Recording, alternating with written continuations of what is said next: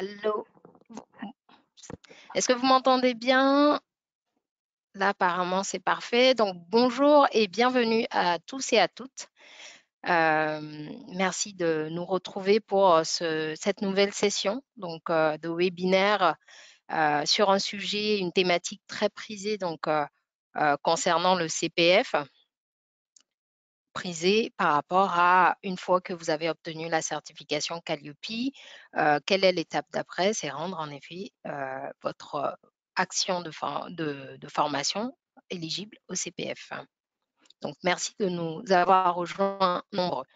Avant de démarrer, 5 gestes pour réussir ce webinaire. Les 3 premiers concernent la partie technique. Pensez à éteindre votre téléphone. Premier geste. Le deuxième, couper le micro pour ne pas créer d'interférence. Le troisième, ne pas parler si jamais le micro s'active. Les deux derniers gestes concernent donc la partie questions-réponses. Le quatrième geste, c'est l'outil chat que vous allez utiliser et que vous avez déjà utilisé d'ailleurs pour signaler que vous nous entendez bien. Et donc, je vous invite en effet à l'utiliser au fur et à mesure pour poser vos questions. Le cinquième geste, enfin, concerne toujours la partie questions-réponses. Nous allons, surtout sur cette thématique, répondre aux questions d'ordre général et à toute question vraiment spécifique à votre situation. Christophe sera à votre service pour y répondre. Ou concernant ICPF, notre service également est à votre service. Je suis aujourd'hui en présence de Christophe Gay qui nous a fait l'honneur de répondre à notre invitation pour nous parler de ce sujet. Christophe, je te laisse te présenter. Bonjour à tous, Christophe Gay, donc je suis le créateur d'Altus Conseil que j'ai créé il y a 7 ans et j'ai un parcours d'une trentaine d'années dans la formation professionnelle et notamment à des postes de direction en OPCA et en OPCO. Merci Pour faire Christophe. synthétique. Oui, et c'est très synthétique et c'est efficace. Merci Christophe. Et donc moi-même, Kainene Amouzugan, directrice communication et marketing au sein de ICPF depuis 2014. Après un master en management de projets technologiques, un MBA en communication. Et donc j'interviens sur tous les sujets et les activités liées à la communication et au marketing. Et je suis ravie de vous retrouver encore une fois pour ce nouveau webinaire. Au niveau du déroulement de ce webinaire, il va se dérouler en 4 temps. Le premier temps, je vais vous présenter ICPF, où est-ce que nous en sommes. Le deuxième temps, qui va concerner Calliope, le sujet, et le lien avec le CPF. Ensuite, le troisième temps où Christophe va vous présenter Altius Conseil et le quatrième temps, comment accéder au CPF. Il y aura donc le cinquième temps qui n'est pas présent là, mais en tout cas, on va le rajouter au support qui concerne les questions-réponses. Donc, tout au long de la présentation, nous prendrons des temps, des temps pour répondre à vos questions liées au sujet qui sont en cours. Et après, à la fin, nous allons accorder vraiment un temps dédié pour répondre au maximum à toutes les questions. ICPF, où est-ce que nous en sommes aujourd'hui? Voilà une photo prise il y a de cela à peine un mois, qui représente la majorité de nos collaborateurs de l'équipe ICPF. Avec également des partenaires. Vous voyez là Christophe qui était présent avec nous au sein de nos locaux qu'on inaugurait lors de cette occasion et également quelques partenaires qui étaient présents et auditeurs externes. ICPF, votre certificateur, depuis 26 ans que nous créons de la valeur au sein du secteur de la formation professionnelle, de la montée en compétences et de manière spécifique sur la qualité. Nous créons de la valeur avec 43 collaborateurs, donc 15 auditeurs salariés et 70 auditeurs sous-traitants. Nous, créons de la valeur et développons, nous avons connu une forte croissance avec plus de 3800% de croissance depuis 2013. Et donc, bien entendu, c'est ça qui fait notre valeur, c'est vous, nos certifiés, plus de 1500 certifiés pro et CNEFOP dans tout domaine d'intervention, que ce soit le marketing, le management. On a fait un événement mardi soir ICPF Networking, où on a un certifié qui intervient dans le domaine de l'allaitement maternel. Donc, on est vraiment nos certifiés, et vous êtes vraiment sur tous les domaines d'intervention. Et nous créons de la valeur sur le marché de la montée en compétences avec vous. En ce qui concerne Calliope, où nous avons obtenu l'accréditation il y a un peu plus de 2 ans pour délivrer Calliope, et aujourd'hui nous comptons 2652 OPAC certifiés et 1300 qui sont en cours. Par rapport à nos confrères aujourd'hui, un rappel sur nos éléments de différenciation, 4 points de différenciation. Le premier, où nous sommes focus sur les professionnels de la formation et du conseil. Et en 2022, nous allons poursuivre justement cette valorisation et ce positionnement auprès des professionnels de la formation et du conseil, les valoriser, développer la communication. Et donc, c'est ça qui fait notre point fort, et nous allons poursuivre sur ce focus. Le deuxième point de différenciation, c'est la compétence technique. Nous sommes aujourd'hui, nous comptons en tout cas aujourd'hui des auditeurs salariés, une direction technique dédiée. Nous maîtrisons justement ce référentiel et avons été salués justement par rapport à l'accréditation sur ce point de maîtrise technique, de la compétence dans la formation professionnelle. Et donc ça, on le fait depuis 1995. Et donc, on a vraiment ce point de différenciation par rapport à d'autres confrères. Le troisième point de différenciation, c'est la proximité territoriale, où ça va être une priorité, un sujet prioritaire à partir de 2022, où nous allons avoir des auditeurs à moins de 10 minutes de votre site, et nous allons vraiment développer cette notion d'auditeur territorial dans les territoires auprès de vous. Et enfin, le quatrième point, bien entendu, la plateforme que vous connaissez bien, Noé, que nous allons continuer à développer avec les services qui sont dédiés, qui vous apportent de la valeur et facilitent votre démarche, que ce soit par rapport à la certification Calliope, mais de manière générale en ce qui concerne toutes vos démarches qualité. Donc, le deuxième point, c'est de manière plus spécifique, Calliope et CPF, quel est le lien? Vous connaissez pour certains d'entre vous ce test Calier de la qualité. Pour accéder au financement jusqu'à aujourd'hui, vous avez tout d'abord le rez-de-chaussée où il faut être engagé dans la démarche. Ensuite, la première marche pour être déclaré comme organisme de formation, il faut détenir un numéro de déclaration d'activité. Après, là, vous avez jusqu'à la fin d'année encore le référencement via Datadog, Keros, donc cette deuxième marche. Et la troisième marche avec la certification CNEFOP qui vous permet d'accéder au financement.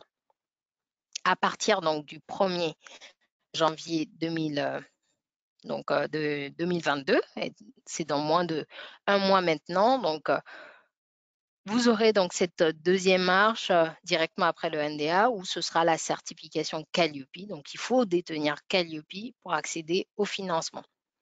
Si vous souhaitez aller plus loin, une fois pour la majorité d'entre vous qui est certifié Calliope, pour accéder à la troisième marche, vous devez rendre votre offre de formation certifiante afin de permettre à vos stagiaires d'acheter vos actions avec leur CPF. Donc, c'est le sujet du jour et que va détailler donc Christophe juste après. Ensuite, vous avez donc la quatrième et la cinquième marche pour vous différencier, puisqu'à partir donc de l'année prochaine, euh, il va y avoir donc la majorité des organismes qui vont détenir la certification Calliope pour du coup accéder au financement.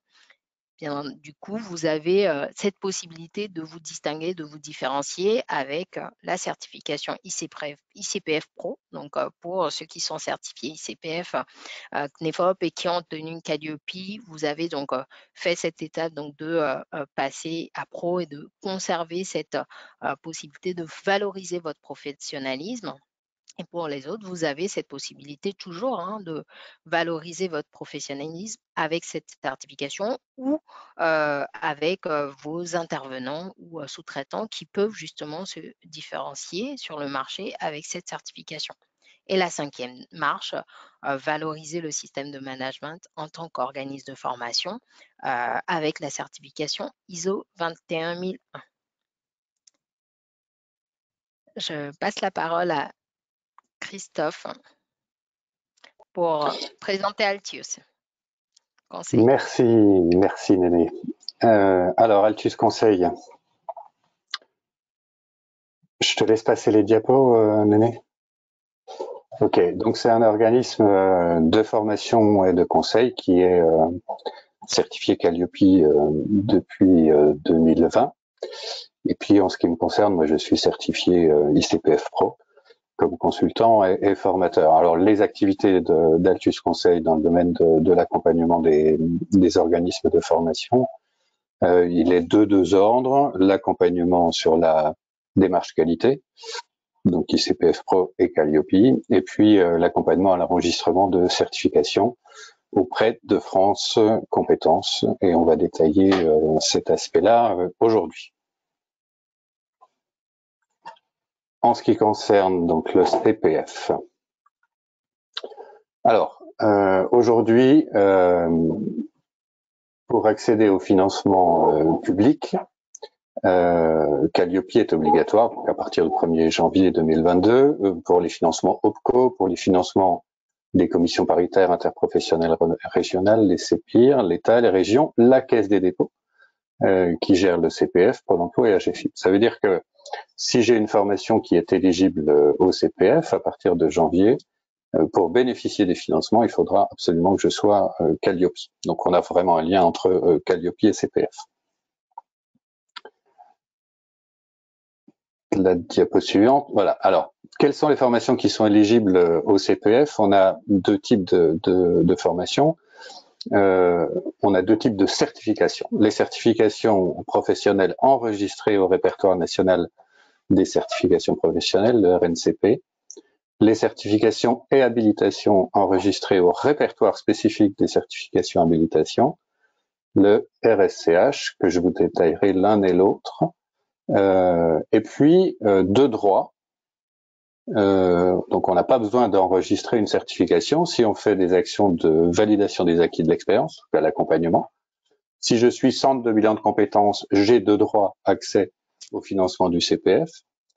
Pour les organismes de formation qui préparent au permis de conduire, c'est éligible. Et puis les actions de formation, création, reprise d'entreprise. Alors attention sur création, reprise d'entreprise. La Caisse des dépôts a cadré un peu le contenu parce que certains de nos collègues avaient utilisé ce code un peu fourre-tout pour mettre tout type d'action de formation qui était peu rapproché de la création reprise d'entreprise. Et puis les actions de formation destinées à permettre aux bénévoles volontaires en service civique, pompiers, d'acquérir des compétences dans l'exercice de leur mission de bénévolat. Voilà. Donc ces catégories d'actions-là sont éligibles de droit. Et autrement, il faut avoir enregistré une certification auprès de France Compétences, soit sur le registre RNCP, soit sur le répertoire spécifique. Christophe, il y a une question d'Andy Foxon. Qu'est-ce qui se passe avec la certification pour la formation linguistique? Alors, les certifications répertoire spécifique. Ce qui se passe, c'est que le répertoire spécifique a été créé en 2018. Auparavant, on avait un autre répertoire qui s'appelait justement le répertoire. Et les certifications qui étaient à l'ancien répertoire ont une durée de vie qui était limitée au 31 décembre 2021. Ce qui signifie que l'ensemble des certifiés répertoires spécifiques ancienne formule, avant 2018, ont dû redéposer un dossier auprès de France Compétences pour avoir une habilitation avec une durée de vie qui est de 1 à 5 ans. Et la durée d'habilitation de France Compétences est de plus en plus courte. En novembre, nous avons eu 2 commissions qui ont validé à peu près 70 dossiers. En décembre, nous aurons plus de commissions, mais nous avions plus de 3000 dossiers enregistrés à l'inventaire, donc l'ancien répertoire. Et sur ces 3000 dossiers, je pense que au 1er janvier, seuls 500 seront renouvelés. Et ça veut dire qu'il y a un certain nombre de certifications linguistiques qui aujourd'hui n'ont pas obtenu le renouvellement et qui ne vont pas pouvoir être utilisées en début d'année. Alors le fait d'avoir pas réussi à leur premier dossier n'est pas rédhibitoire, c'est-à-dire que ces organismes-là qui ont raté l'enregistrement, qui ont reçu un refus, vont pouvoir déposer un second dossier avec des modifications de façon à obtenir leur enregistrement au répertoire spécifique. Mais ça veut dire que pour vous, qui êtes habilité par un de ces organismes-là, il y aura un trou si lui ne l'a pas obtenu. Et donc le plan B, c'est peut-être de vous rapprocher pour une durée déterminée d'un autre certificateur qui est obtenu. Alors, je vous dis, en décembre, nous aurons au moins 3 commissions qui vont enregistrer, et au fur et à mesure, on aura forcément des certifications linguistiques qui vont arriver. Il y en a déjà un certain nombre qui sont renouvelées, mais elles ne sont pas renouvelées pour une grande durée. C'est 1 an ou 2 ans pour la plupart, ce qui signifie que pour les certificateurs, il faudra redéposer un dossier. Et pour vous, vérifiez ceux qui sont habilités au 1er janvier et rapprochez-vous de ceux-là, au moins sur une durée, on va dire médiane, pour pouvoir ensuite repartir avec votre partenaire traditionnel. Mais on a un grand chamboulement qui va arriver au 1er janvier et au titre du répertoire spécifique, il y aura une offre beaucoup plus réduite que ce qu'elle est aujourd'hui.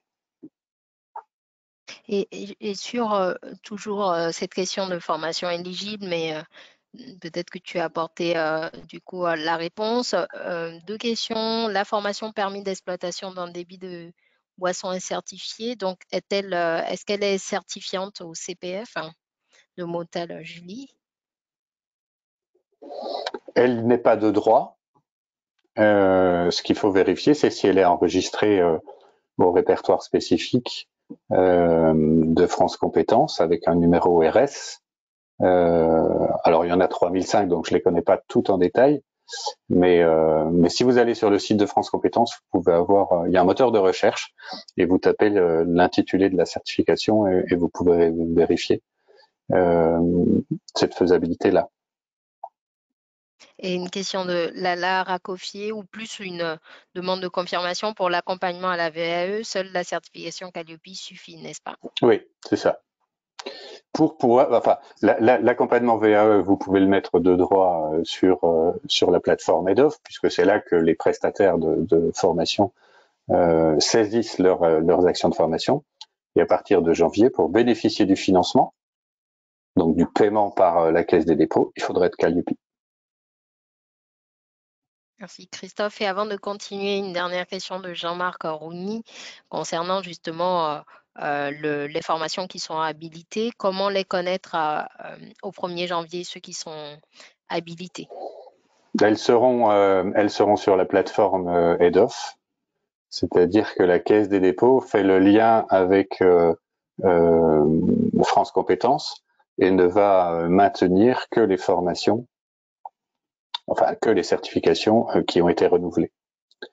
Donc il y a un échange de données entre la Caisse des dépôts et la plateforme EDOF et de droit automatiquement, elles seront indisponibles. Et pour vous, si vous êtes utilisateur, le juge de paix, c'est quand même d'aller sur le site de France Compétences, rechercher une certification et de vérifier si cette certification est enregistrée. Alors il y a deux notions. Enfin, vous avez deux répertoires, le RNCP et le répertoire spécifique que je vais vous détailler tout à l'heure. Et puis une fois que vous avez trouvé la certification, ce qu'il faut surtout vérifier, c'est qu'elle est active. Seules les certifications actives sont éligibles au CPF. Lorsqu'elle est inactive, c'est-à-dire que sa durée d'enregistrement est arrivée à terme, et donc c'est une ancienne certification, mais qu'elle n'est plus active. Et ce qui vous intéresse, vous, ce sont les certifications actives uniquement. Merci Christophe, on va poursuivre du coup. Alors, donc, par rapport à la question qui a été posée sur le webinaire, est-ce que le fait d'être Calliope rend ma formation éligible au CPF? On va répondre à la question, on va arrêter le suspense, la réponse est non. Le fait d'être certifié Calliope me permet de bénéficier des financements, mais en aucun cas d'être automatiquement accessible au CPF, hormis si je délivre des formations qui sont éligibles de droit. Donc, seules les formations qui sont enregistrées sur un des deux répertoires sont éligibles au CPF. Et par contre, le fait d'avoir ces certifications et d'être habilité ou de posséder une certification me permet d'apparaître sur le catalogue. Par contre, Calliope est nécessaire pour bénéficier des financements. Donc en fait, ces deux conditions sont cumulatives pour accéder au CPF. Il faut avoir une formation enregistrée ou être habilité à utiliser une formation enregistrée à un des deux répertoires et posséder la certification Calliope. Nous allons passer du coup au sondage.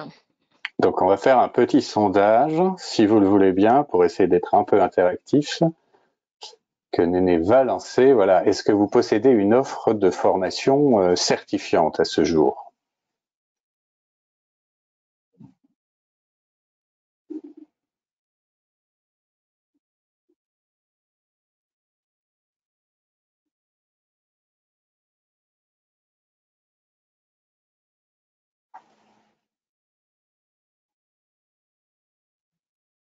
On va arriver au 100% ou en tout cas à 90% et en clôture. C'est bien.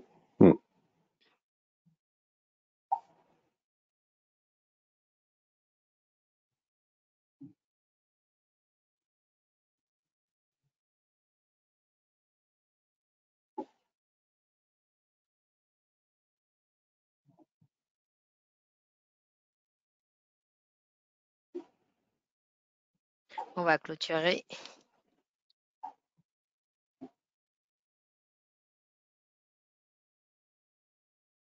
Sur les 85% qui ont voté, 64% non et 36% oui. D'accord. Donc une majorité qui n'a pas de certification, de formation certifiante, 36% quand même qui proposent une formation certifiante. Très bien. Alors, si on passe à la diapo suivante, concrètement, qu'est-ce que c'est que ces deux répertoires? On a un répertoire qui s'appelle donc le RNCP, le répertoire national des certifications professionnelles, qui a pour objet, lui, de recenser les diplômes, les métiers, liés à un métier.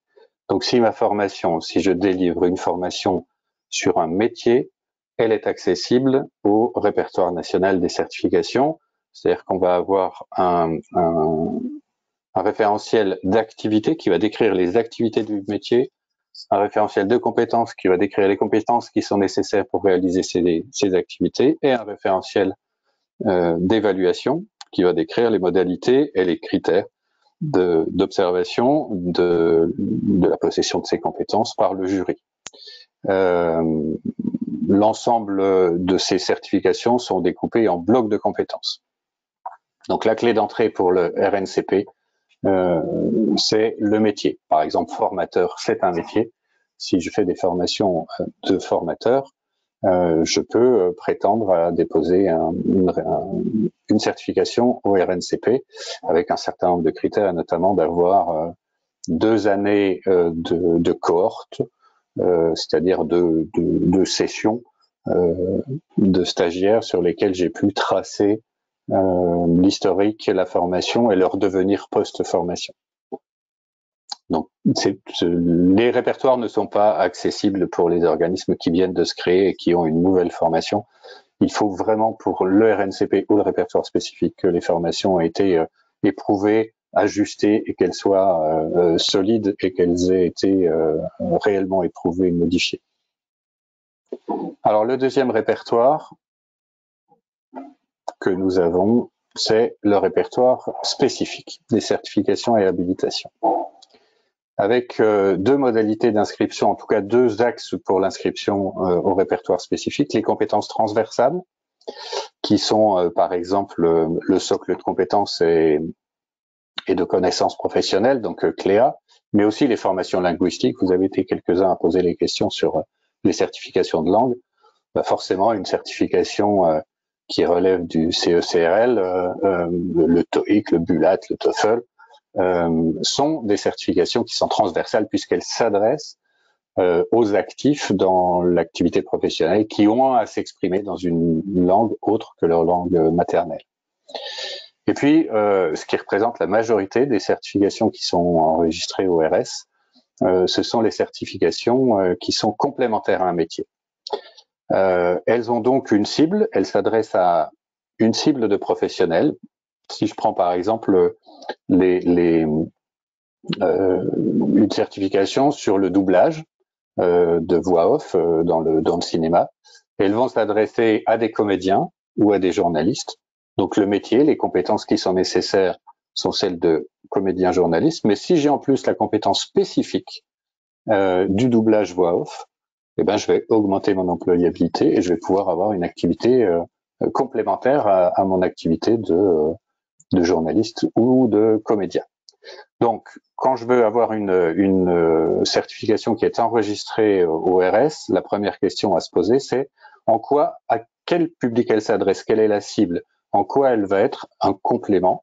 Et puis la deuxième question à se poser, c'est en quoi elle va renforcer l'employabilité des bénéficiaires, parce que le fait pour l'instruction par France Compétences, l'employabilité est la clé. Ces deux répertoires servent à enregistrer des certifications qui permettent aux bénéficiaires d'accroître leurs compétences, de justifier de ces compétences, et il faut que ces compétences, elles répondent à un besoin du marché que vous allez justifier dans le dossier. Et ce besoin du marché, il est important, et donc, en gros, les répertoires existent pour réduire le nombre de demandeurs d'emploi, c'est-à-dire développer les compétences pour permettre aux bénéficiaires de trouver un emploi, de sécuriser leur emploi ou d'accéder à l'emploi. La clé de l'instruction, c'est quand même le lien avec l'emploi. Et puis, on peut avoir aussi des compétences qui sont complémentaires à un secteur d'activité, c'est-à-dire des compétences managériales, par exemple, pour les dirigeants d'un secteur d'activité, par exemple les dirigeants du logement, où là, on a une cible aussi précise et un public défini, un secteur d'activité défini. Mais on ne peut pas avoir une certification qui s'adresse à un très large public quand elle est complémentaire à un métier. Il faut vraiment définir ce métier.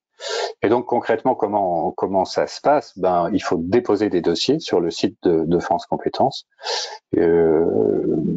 En ligne, vous avez des guides pour déposer le dossier, et ce dossier est assez technique à réaliser.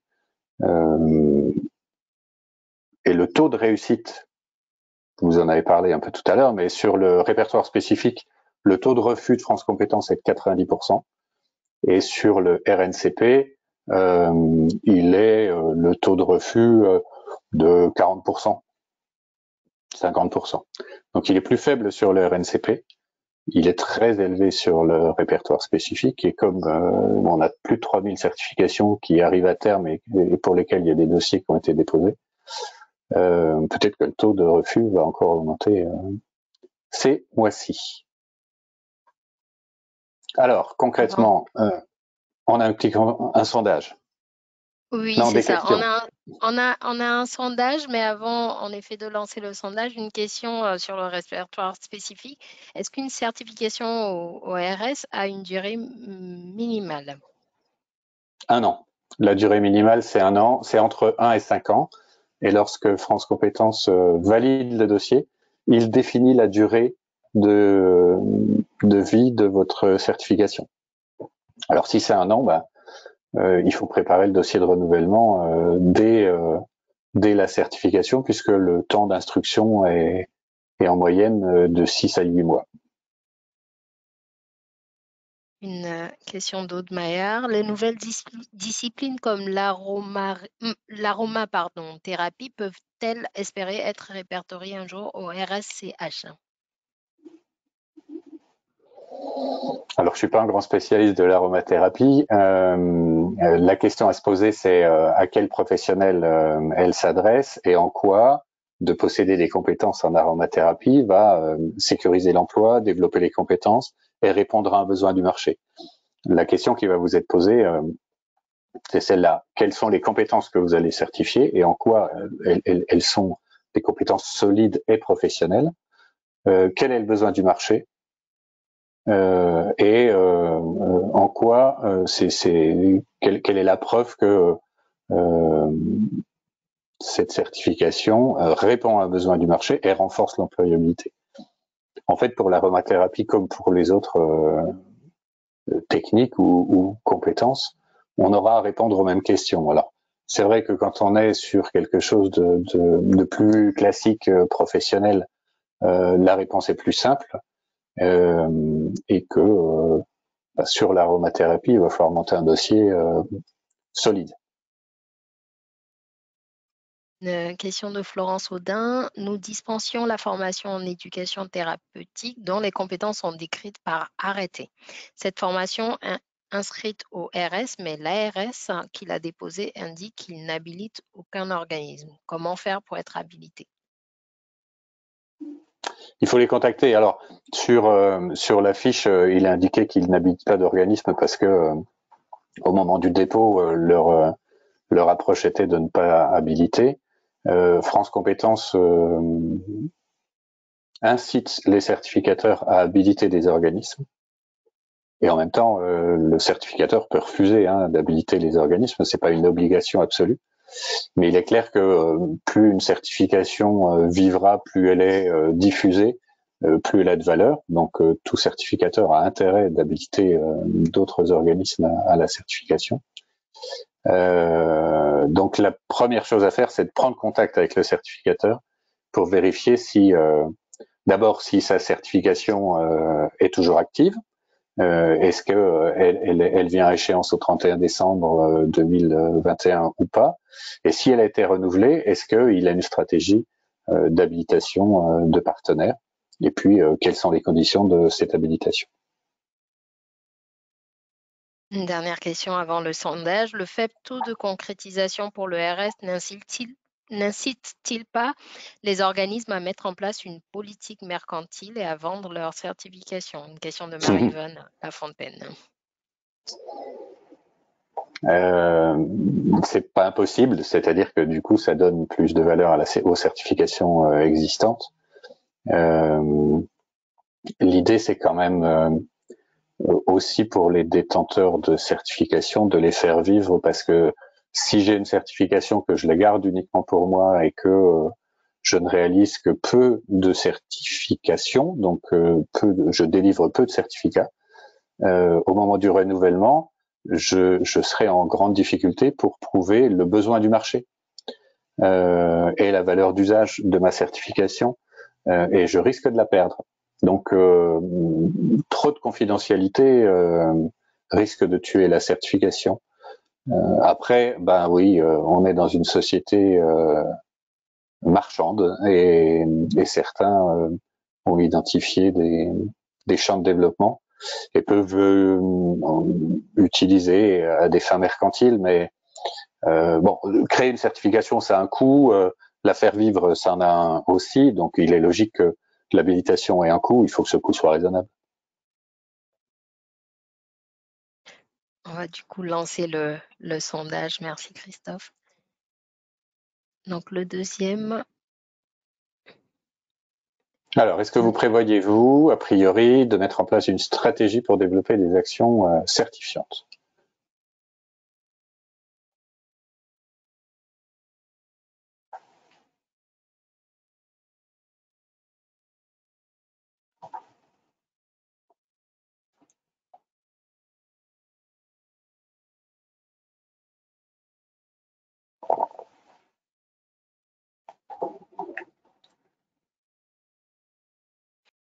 on arrive aux 80%. On va encore laisser 15 secondes.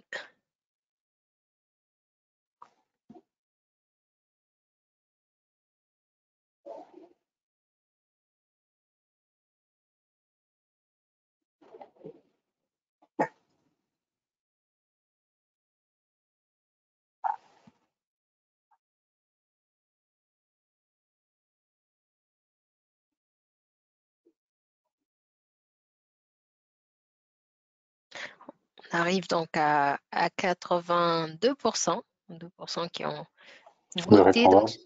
de répondants en effet. Donc sur 82 2% de répondants, 78% ont indiqué oui et 22% non. D'accord.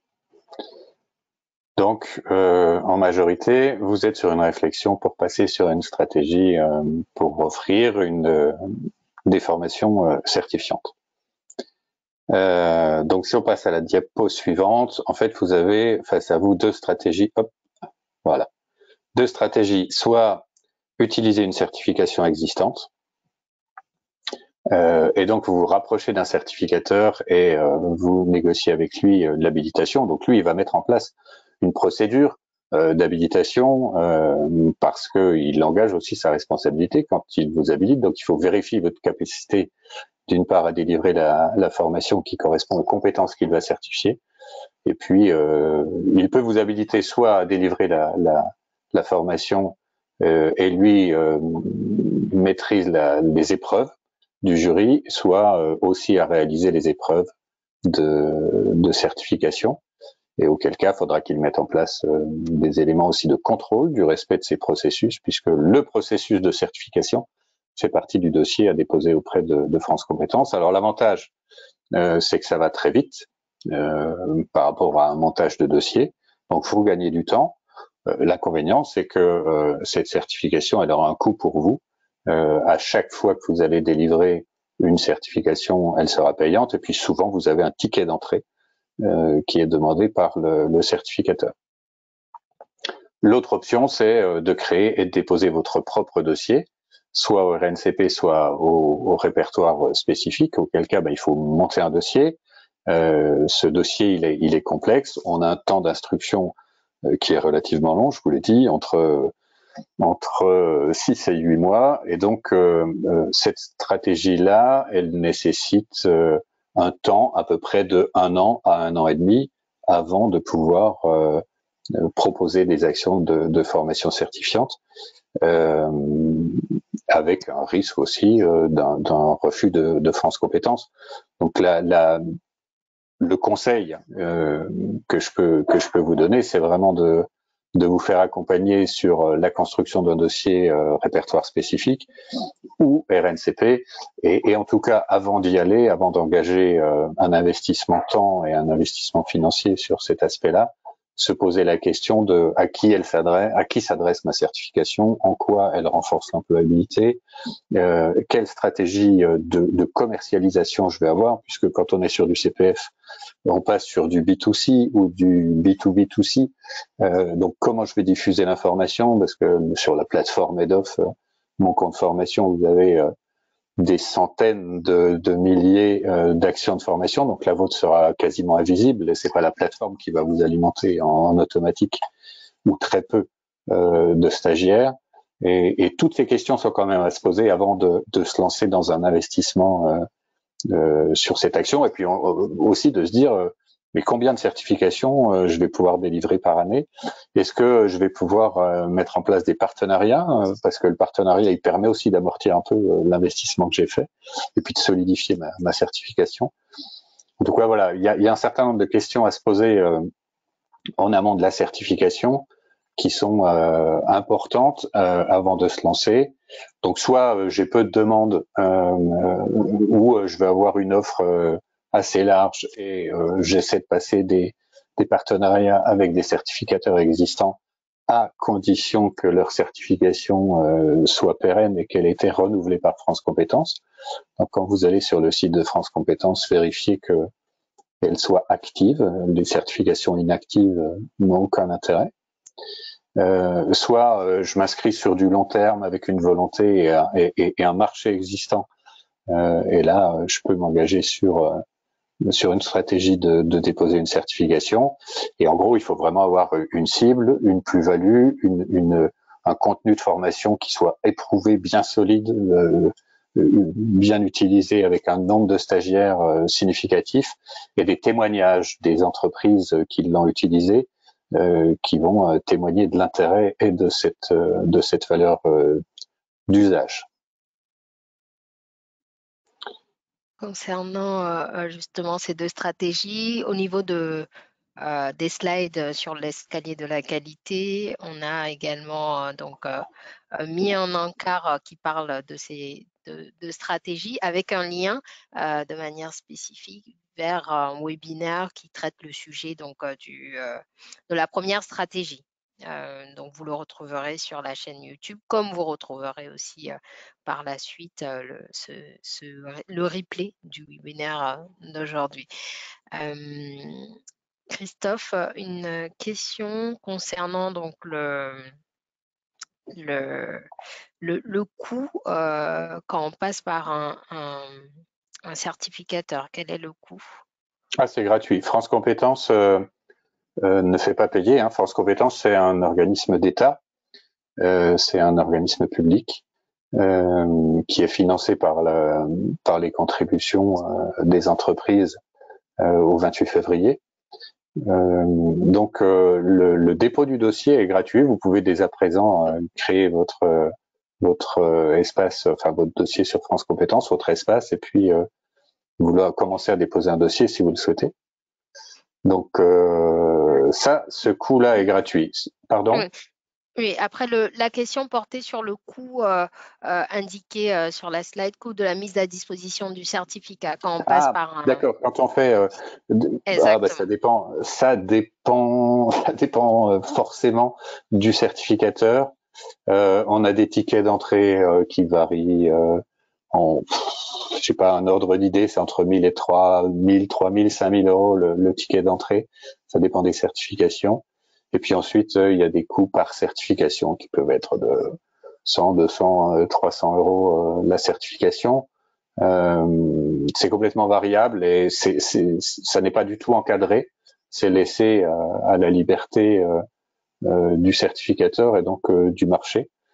Et en même temps, sur le CPF, sur la plateforme EDOF, vous pouvez indiquer le coût de la formation et le coût de la certification que vous allez facturer, mais vous détaillez le coût de la formation et le coût de la certification.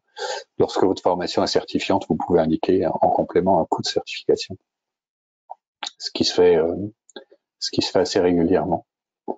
Mais voilà, il n'y a pas de règles et il n'y a pas de coût moyen très clairement identifié puisque c'est l'offre et la demande. En parlant de coût, il y a eu également beaucoup de questions concernant le coût de l'accompagnement. Combien coûte donc l'accompagnement? Alors l'accompagnement, ça dépend du dossier, ça dépend du répertoire, et puis ça dépend du projet. Mon accompagnement, en tout cas, il commence déjà par un échange avec vous approfondi sur quel est le projet, quelle est la formation que vous voulez rendre certifiante, quel est le périmètre, quelle est la faisabilité. Et la première chose, c'est de vérifier si vous avez des chances d'obtenir l'enregistrement ou vous en avez, ou si ça va être très compliqué d'obtenir l'enregistrement. Et je vous donnerai les éléments de pourquoi ça risque d'être très compliqué. Et peut-être qu'il faudrait avoir une stratégie un peu différente. Et puis, une fois qu'on a fait ça, eh bien, en fonction du contenu, en fonction de ce qui existe, je vous transmets un devis individuel qui est fait sur mesure sur cet accompagnement, sachant qu'on va s'engager pour des séances de travail régulières et que le temps de la construction, c'est quand même entre 3 et 6 mois pour construire un dossier solide que vous allez pouvoir déposer à France Compétences. Mais il n'y a pas un tarif standard. Le tarif, il est identifié en fonction d'une part de la faisabilité du projet, du répertoire, parce que les dossiers sont pas les mêmes entre le RS et le RNCP, et puis et de là où on part. Parce que certains d'entre vous, par exemple, ont déjà déposé un dossier puis ils ont eu un refus. Lorsqu'on dépose un dossier, on a 2 étapes. La première étape, c'est la recevabilité, et vous recevez dans le mois qui suit le dépôt du dossier un accord ou un refus sur la recevabilité du dossier. Et là, l'engagement de l'accompagnement, il est sur la recevabilité. À 100%, les dossiers sont recevables. Et puis ensuite, le dossier, il est affecté à un instructeur qui, lui, va instruire le dossier, mais il n'y a pas d'échange pendant l'instruction, en tout cas sur le RS. Et puis, dans 6 mois ou dans 8 mois, vous allez recevoir un mail un peu laconique pour vous dire votre dossier est refusé ou votre dossier est accepté. Et l'objet de l'accompagnement, c'est aussi de s'inscrire dans la durée et de dire que si le premier dossier n'est pas accepté par France Compétences, on fera les modifications au regard des notifications de France Compétences pour redéposer un second dossier, obtenir la certification. Mais on est sur quelque chose de long, on est sur quelque chose de complexe parce que France Compétences fait évoluer sa doctrine au fur et à mesure de l'instruction des dossiers, affine son interprétation des critères qui ont été définis par décret, et diffuse au fur et à mesure ces éléments-là. Mais lorsqu'on a déposé un dossier et que peu de temps après, ils diffusent une doctrine, ben, le dossier est déposé et eux vont l'instruire par rapport à la nouvelle doctrine. Ce qui fait qu'ils appliquent des effets rétroactifs sur des dossiers qui sont bloqués. On ne peut pas les reprendre pour les modifier. Ce qui ne favorise pas la recevabilité du dossier. Donc c'est un processus qui se veut long et compliqué par France Compétences. Et seule l'exigence est telle, que la technicité est telle, que ça devient, que c'est relativement compliqué d'obtenir cette certification seule. Même les grands groupes ont des difficultés, par exemple, alors qu'ils ont des moyens, ils ont des services dédiés. Donc là, ce qui est affiché, c'est l'accompagnement d'Altus sur Calliope principalement, avec 2 offres en blend et puis une offre d'accompagnement individuel pour lesquels, là aussi, je fais des devis sur mesure en fonction de là où vous en êtes. Et puis pour les dossiers à France Compétences, ça nécessite un entretien, ça nécessite un rendez-vous, une visio, pour identifier plus clairement ce que vous souhaitez, d'où vous partez, la faisabilité, et ensuite je peux vous transmettre un devis. Mais il n'existe pas de kit pour transformer sa formation en formation certifiante. Et l'accompagnement, c'est un accompagnement méthodologique. C'est vous l'expert de la pédagogie et du contenu et de la technicité et des compétences que vous allez certifier. Et mon accompagnement, il est sur la méthodologie de certification. Et on va parler compétences et certification. Vous allez vous positionner en certificateur et non pas en pédagogue, comme on l'est dans la formation. Dans le dossier France Compétences, on se positionne à la fin de la formation, quelles compétences sont acquises, en quoi ça renforce l'employabilité, mais on va pas parler de pédagogie, par exemple. Que la formation soit en e-learning, en présentiel, en mixte, que je sois Calliope ou pas Calliope, importe peu France Compétences. On a une précision qui a été apportée par Irène Fourcade concernant la question sur le coût quand on passe par un certificateur existant. Donc là, en l'occurrence, c'est Isograd. Le coût serait de 3 200 € avec 50 passations de test 12 ans. Pour peut-être une information qui peut intéresser d'autres. Voilà, donc après, bah, c'est chaque. Alors là, il y a deux types de certificateurs. Il y a les certificateurs qui ont des tests comme le TOSA, le TOEIC, etc. Et là, vous avez le coût du test, plus le ticket d'entrée où ils vendent des lots par 50, par 100, par 150 ou plus. Et puis après, il y a d'autres certificateurs où on a vraiment une épreuve, un processus de certification avec une épreuve, un jury, et les coûts varient. Parfait. On va passer à la partie questions-réponses avant du coup, d'attaquer ce dernier temps. Une conclusion, Christophe? La conclusion, c'est que avant de vous lancer sur une démarche de certification, c'est vraiment de se poser la question à qui s'adresse ma certification, quelle est ma stratégie aussi commerciale par rapport à cette certification. Est-ce que je veux en faire un nombre réduit, auquel cas essayer d'utiliser une certification existante? Est-ce que vraiment je vais essayer de développer cette activité, auquel cas vous pouvez réfléchir à construire votre certification, et si vous partez sur la stratégie de je veux maîtriser ma propre certification, réfléchir à la possibilité d'être peut-être plusieurs à déposer la certification. On peut avoir des co-certificateurs, ce qui vous réduit l'investissement temps et l'investissement coût de l'accompagnement. Ou après de se dire est-ce que je vais la diffuser, est-ce que je peux la diffuser et à qui je pourrais la diffuser, ma certification, pour essayer d'amortir, et combien je pourrais faire de certification, parce que si dans ma note d'opportunité dans le dossier j'explique qu'il y a un gros besoin du marché et que 3 ans après j'ai délivré 20 certifications, ben je sais que ma certification elle sera pas renouvelée et que j'aurais fait tout ce travail là et tout ce positionnement pour rien. Donc il faut aussi être sur. En tout cas, il faut se poser ces questions-là avant de se lancer et de choisir l'une des deux possibilités pour accéder à des formations certifiantes et donc au fond du CPF. Merci Christophe. On va passer donc à la partie questions-réponses.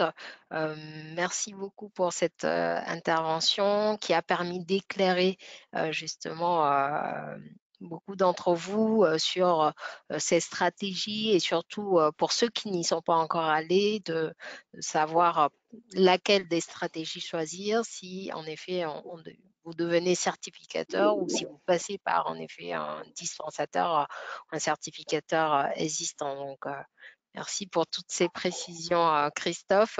Je viens de voir une Oui, question. Je te coupe 2 petites secondes, mais je t'en prie. confirmez-vous qu'en tant qu'OF, nous pouvons proposer des formations certifiantes financées par le CPF sans inclure obligatoirement le passage de la certification? Non. Le passage de la certification est obligatoire. Sinon, votre formation n'est plus certifiante Mm. et la Caisse des dépôts vous demandera le remboursement. Donc vraiment, le passage de la certification est obligatoire. Ce qui pose problème quand on est sur des certificats de langue, par exemple, où les stagiaires font la formation mais n'ont pas vraiment envie de passer la certification. S'ils ne passent pas la certification, ma formation n'est plus certifiante. Donc vraiment, il faut vous engager et engager vos stagiaires, informer les stagiaires en amont de l'obligation de passer la certification. Qu'ils réussissent ou qu'ils échouent, c'est pas la question sur le financement, mais par contre, l'obligation de passer la certification, elle est fondamentale. Merci pour cette précision, Christophe.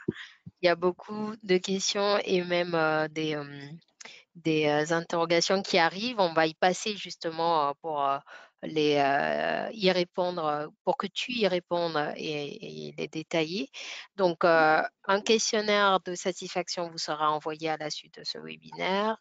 La présentation donc vous sera adressée des réceptions avec le replay et vous avez les contacts pour aller plus loin de Christophe et de moi-même en ce qui concerne ICPF. On va donc, du coup, il y a beaucoup de questions, donc on va les traiter par thématique ou par sujet ou encore par ordre d'arrivée pour celles qu'on n'a pas pu traiter tout au long. Une question donc de Jean-Marc Rouy, mais est-ce que ça nous donne la date de péremption? Je pense que ça devait être lié à une des questions qu'il avait posées. Alors sur le site de France Compétences, quand vous faites une recherche, vous avez la date de validité sur le dossier qui s'affiche. Une question de Gwenaël Roscoe. Pour permettre d'avoir l'éligibilité au CPF pour les organismes de formation qui sont destinés aux professionnels à but d'étendre leurs connaissances à des spécialités, il faudrait que l'organisme soit enregistré au RSCH. Euh, Dans son cas, les formations s'adressent aux paramédicaux. Merci de votre confirmation. Alors c'est pas l'organisme qui est enregistré au RSCH, c'est une certification, c'est-à-dire un contenu de formation qui va délivrer un référentiel de compétences, mais pas l'organisme dans sa totalité.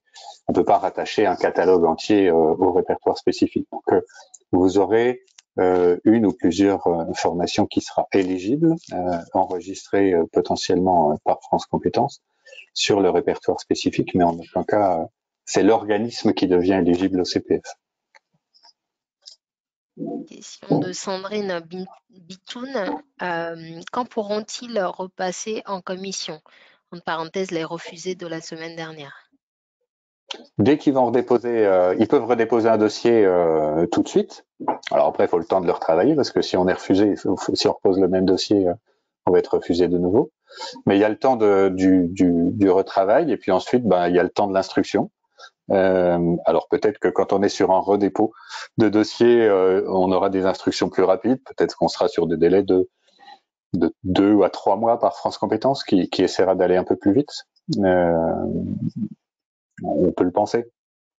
Donc je pense que dans 3 mois, on devra avoir de nouvelles certifications linguistiques. Mais là, en décembre, vous allez en avoir hein, des certifications linguistiques en complément du TOEIC qui lui a été validé et puis d'une ou deux autres.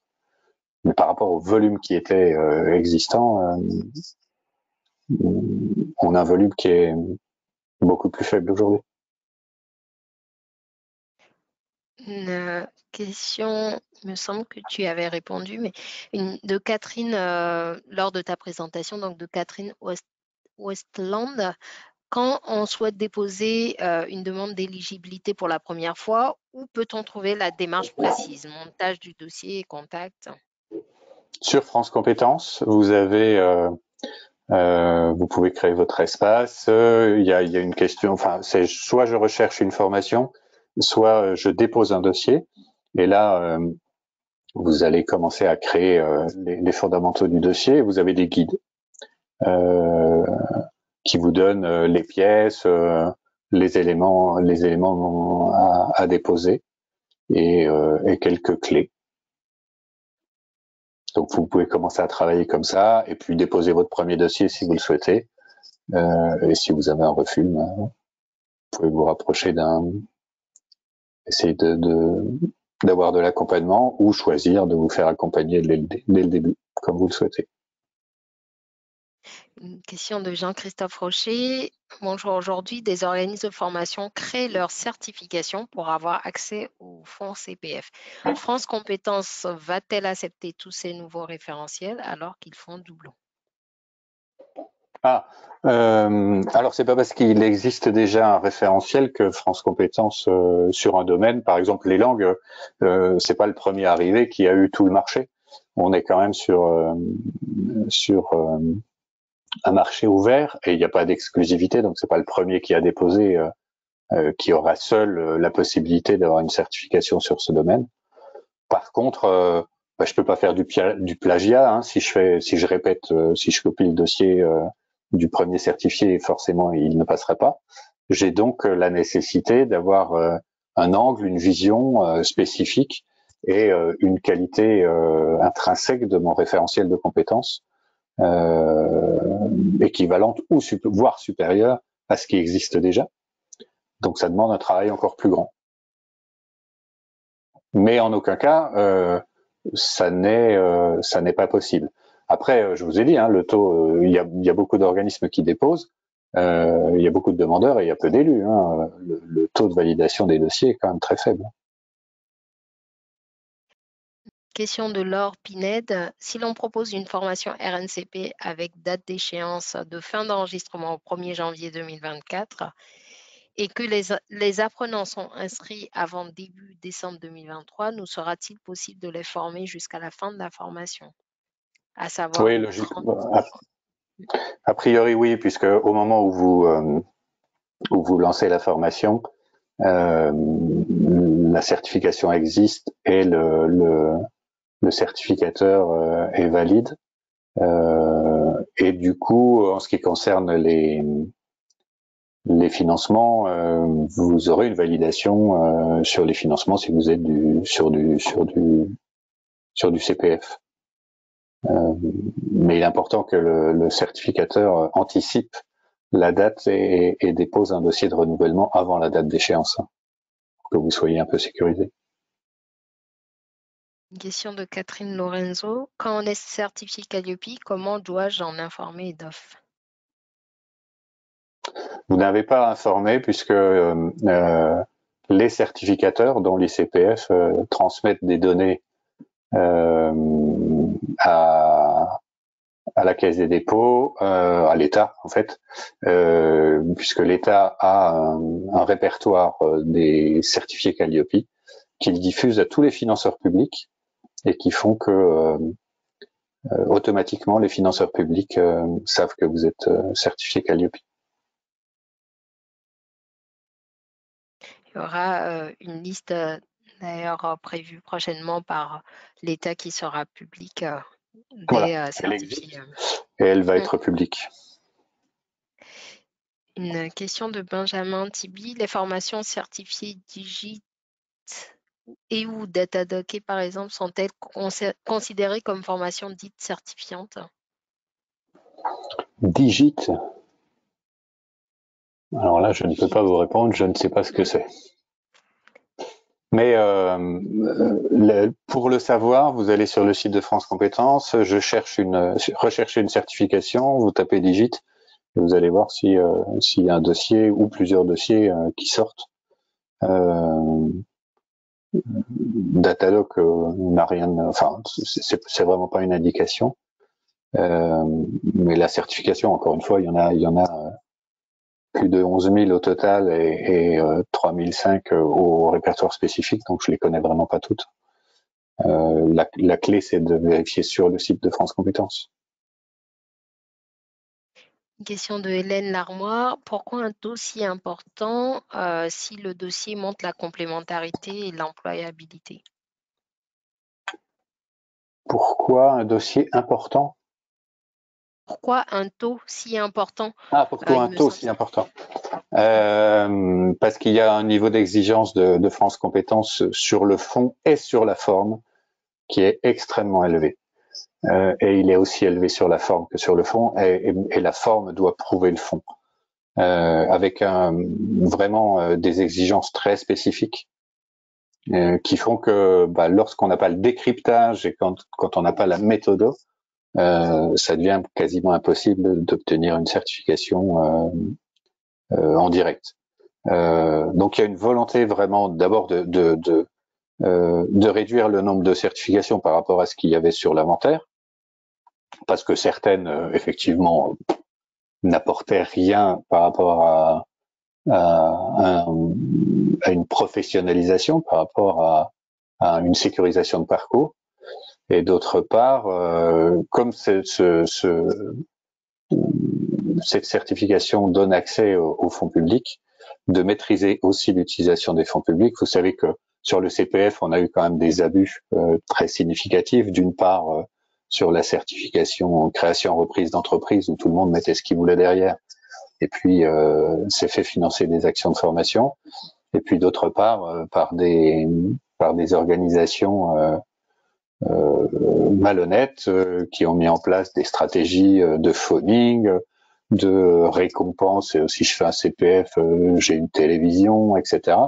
Et qui a généré des détournements de fonds sur le CPF extrêmement importants. L'État a remis au pot plusieurs millions parce que les caisses étaient vides de la Caisse des dépôts. Et donc, après avoir ouvert largement les vannes du CPF, il y a une volonté de resserrer l'utilisation de ces fonds publics vers les publics bénéficiaires et donc vers des certifications qui vont réellement renforcer l'employabilité et pas être sur du développement personnel ou une compétence qui pourrait être intéressante, mais on est vraiment sur des compétences qui vont sécuriser les parcours, qui vont renforcer l'employabilité, qui vont donner accès à l'emploi. Euh, et un niveau d'exigence par France Compétences sur son instruction très très élevé.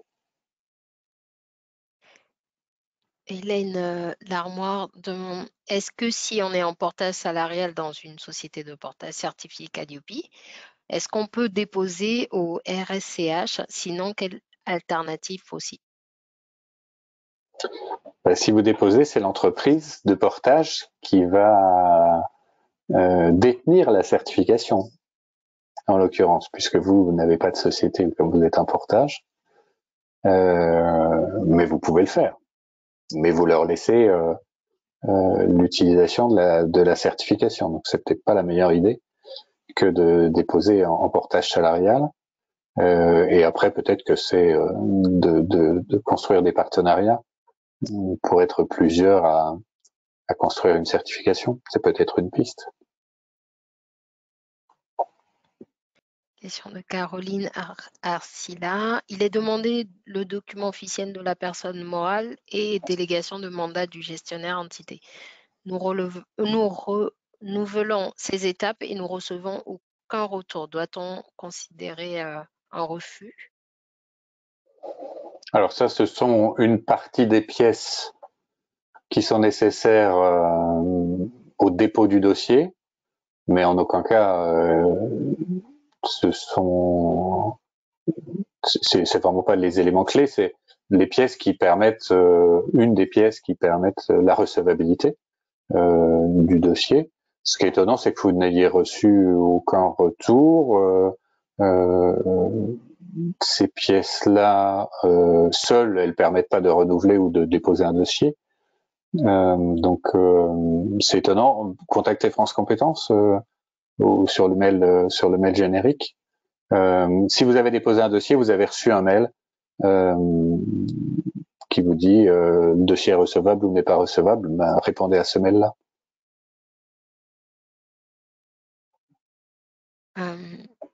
Question de Laure Pined. Si l'on dépose un RNCP ou un RS et que celui-ci est accepté et que finalement on décide de poursuivre les formations que l'on présente actuellement, est-ce possible? Oui, oui, vous pouvez avoir des formations certifiantes et des formations non certifiantes. Donc, je peux avoir une offre avec une partie de formation plus courte qui sont non certifiantes et puis une partie de formation qui intègre l'évaluation de façon formelle, donc l'examen entre guillemets, qui vont être donc du coup un petit peu plus longues et qui sont complémentaires. L'offre, elle est complémentaire. Par contre, si je prends le temps de déposer un dossier RS ou RNCP et que je ne mets pas en place une stratégie pour diffuser cette formation et réaliser cette formation, bah, c'est une erreur, à mon sens, parce que vous ne renouvellerez pas et vous avez investi du temps et de l'argent pour rien. Donc, ça n'a pas d'intérêt. Si j'ai une formation certifiante, il faut la mettre en avant. Une précision apportée par Hélène Larmoire, c'était au sujet donc du coût des dispensateurs. Donc, elle évoque le fait de passer par CertiCPF qui met en lien certificateur et OF. Donc, Mhm, le replay qui est sur notre chaîne YouTube, justement, mhm. portait sur ce sujet. Donc, je vous invite à aller regarder, pourquoi pas les contacter si vous voulez passer par cette stratégie de manière spécifique et être mis en lien avec un certificateur, pour précision. Ouais, tout à fait. Il fait de l'intermédiation, donc ça vous simplifie Exactement. la recherche de certificateurs. Exactement. Et donc, il y a eu des retours concernant tout ce qui est formation certifiante sur la création et reprise d'entreprises. Donc, des personnes qui demandaient à en savoir plus, mais peut-être contacter directement Christophe sur le sujet. Oui, sinon sur le site de France Compétences, vous avez une note qui est parue spécifique sur la création, reprise d'entreprise avec des modèles de courrier d'engagement à faire signer aux stagiaires, et puis le cadre dans lequel vous pouvez vous présenter des certifications qui sont vraiment liées à la reprise ou à la création d'entreprise. En gros, si je fais une formation à la création de site internet, ben, je ne peux pas la mettre dans le code 203 création reprise d'entreprise. Ce qui est attendu là, c'est toutes les compétences qui sont liées à la création ou à la reprise d'entreprise. Donc mon business plan, la gestion, la stratégie commerciale, la gestion de ma communication, mais pas la création d'un site internet. Donc il faut faire attention. France Compétences a fait le ménage par rapport à ça et a sorti une doctrine assez claire avec le guide. Il est accessible sur le site de France Compétences. Question d'Evelyne Vernis. Passer la certification est obligatoire. Que se passe-t-il quand le stagiaire ne la passe pas? En quoi l'organisme de formation peut-il être tenu pour responsable? Mais il est responsable de l'organisation des épreuves et de la présentation des stagiaires à la certification. Et si mon stagiaire ne passe pas la certification, je n'ai pas la preuve que ma formation que je lui ai présentée est certifiante, puisqu'il n'a pas passé la certification. C'est pas parce qu'elle est inscrite qu'elle l'est de droit. Donc il faut vraiment s'engager et engager les stagiaires à le faire. Et il va falloir que l'organisme prouve sa bonne foi et sa démarche proactive pour inciter les stagiaires à passer les certifications. Sinon, il va être pris en défaut. Une question de Laure Pinette. Lorsque l'on présente des formations certifiantes de l'éducation nationale, cet organisme ne délivre pas d'habilitation. Comment les concurrents procèdent-ils? Le numéro UAI suffit-il? Sur les diplômes éducation nationale, je n'ai pas l'info. Il n'y a pas d'habilitation officielle. Il y en a une quand c'est le ministère du Travail. Sur l'éducation nationale, il n'y en a pas et je n'ai pas cette info. Donc du coup, là, je peux pas vous répondre. Transmettez-moi un mail, je ferai une recherche plus spécifique parce que j'ai pas la réponse là. Laure Pinette, vous pouvez contacter directement donc Christophe Gay. Une autre question de Dominique Pivant. Les salariés peuvent donc utiliser leur CPF que pour des formations certifiées. Ah oui. Oui, oui, plus les actions que j'ai définies qui sont éligibles de droit, la VAE, le bilan de compétences, le permis de conduire, etc. Mais oui, oui, on ne peut utiliser son CPF que pour des formations certifiantes. Et l'idée, c'est de renforcer l'employabilité avec le CPF. C'est pas de se faire plaisir. Question de Patrice Descoué. Dans le cas où plusieurs déposants se regroupent pour déposer un dossier à France Compétences, le nombre de co-déposants peut-il constituer un critère favorable? Autrement dit, a-t-on plus de chances de succès si on est plusieurs plutôt que seul? Je ne pense pas que ça influe sur les chances de succès. Par contre, si vous êtes des structures de taille petite ou moyenne, ça peut renforcer la solidité du dossier. Bon, par contre, il faudra un dossier peut-être un peu plus structuré, notamment sur le processus de pilotage de la certification et puis sur le nombre de témoignages pour justifier que l'ensemble des co-certificateurs a une vraie expérience sur le sujet de cette certification et peut amener des témoignages. Mais ça peut renforcer un peu. Surtout si vous êtes indépendant, par exemple. Question de Catherine Milliard. Les nouveaux entrants peuvent-ils prétendre à la certification? Non. Non, parce que quand je suis nouvel entrant, mes formations, elles n'ont pas été testées, elles n'ont pas été rodées, elles ne sont pas solidement ancrées et donc ne déposez pas un dossier de certification si vous êtes nouvel entrant.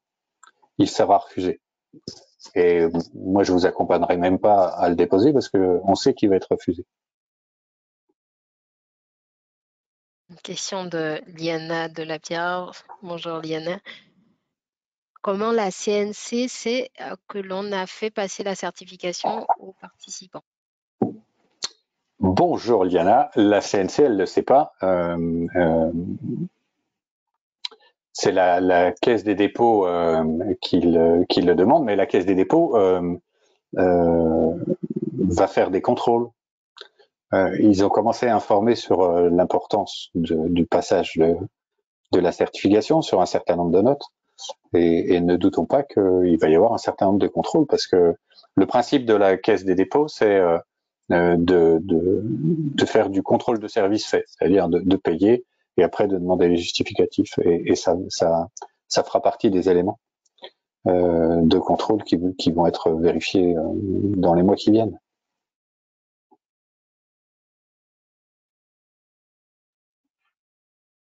Il est 15h16.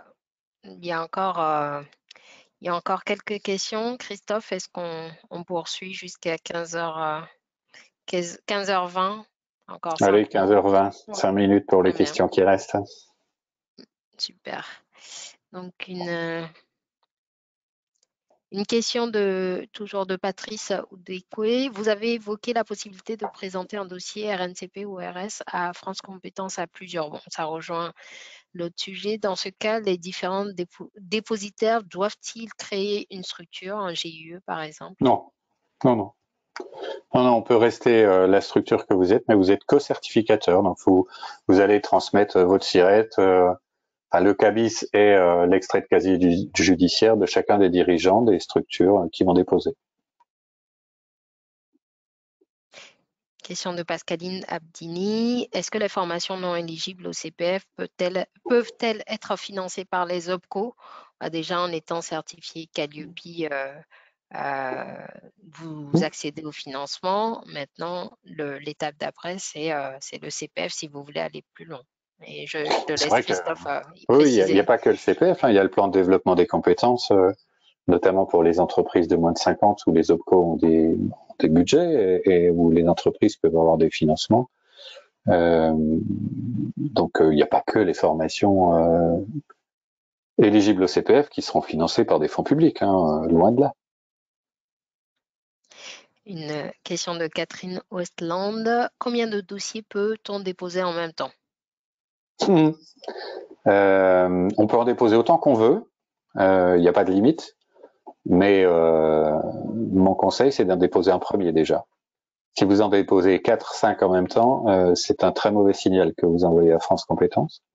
Donc déposez déjà un dossier sur quelque chose de très structuré, de rodé, une cible avec une vraie plus-value. Et puis, si vous voulez en déposer un deuxième après, vous le ferez, mais structurez votre dossier, définissez la stratégie par rapport à ce dossier et n'essayez pas de transformer votre catalogue de formation en formation certifiante. C'est une erreur que France Compétences n'aime pas voir du tout. Question de Roselyne Fréjafond. Comment peut-on rémunérer les membres de jury de certification?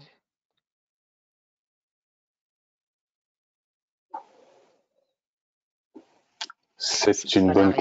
question, mais ça c'est pas défini ni dans le dossier de certification ni sur les financements. Vous n'allez pas facturer aux stagiaires le coût d'indemnisation des jurys. C'est dans le coût de la certification que vous allez l'identifier. Mais ça peut être une indemnisation forfaitaire.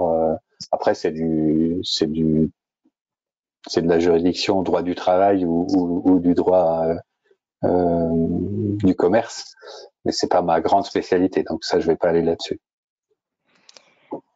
On va poursuivre. Du coup, Nathalie Richard, est-ce que les micro-entreprises sans cabis peuvent ouvrir un dossier? Une micro-entreprise, elle a un numéro de SIRET, donc elle peut avoir un CABIS. Mais là aussi, enfin, la micro-entreprise a un volume d'activité qui n'est pas très élevé. Ça va pas être un atout pour être en capacité d'assumer la fonction de certificateur, parce que ce qui vous est demandé, c'est de devenir certificateur en plus de votre métier de formateur ou de formateur consultant. Et France Compétences est exigeant par rapport à cette capacité de réaliser la fonction de certificateur. Donc, un micro-entrepreneur tout seul, c'est pas un très bon signal.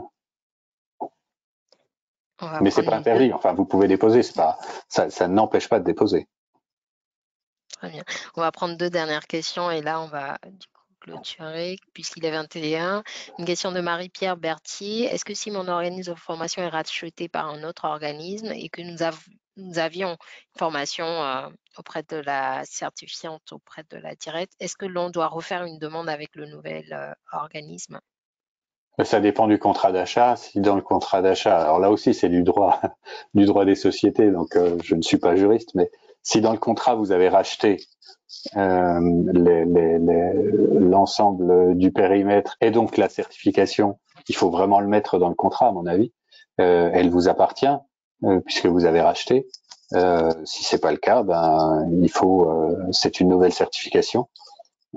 Et l'ancienne existe toujours, mais elle appartient à l'ancien organisme, à celui qui l'a déposée. Donc là, ça dépend vraiment du contrat d'achat. La dernière question du coup de Marie-Vonne Lafontaine. Quels moyens se donne France Compétences pour vérifier que les modalités de contrôle décrites dans les dossiers de demande sont bien mises en place, en particulier dans les cas de partenariat? Pour l'instant, aucun.